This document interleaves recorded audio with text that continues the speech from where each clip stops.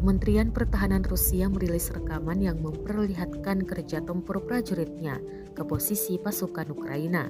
Rekamannya diunggah di Telegram Kemhan Rusia pada Selasa 18 Oktober 2022. Dalam keterangan unggahan disebutkan pengintai batalion artileri berbicara tentang pekerjaan tempurnya.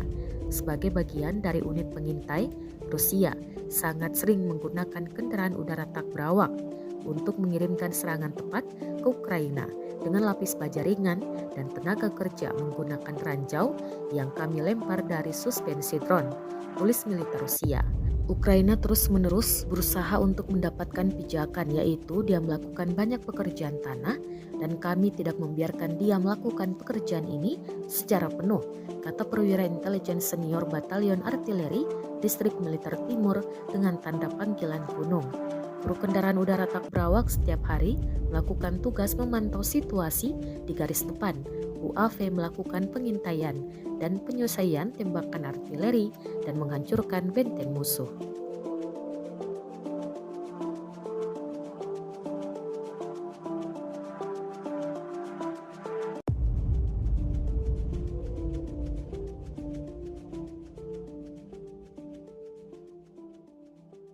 Terima kasih sudah nonton.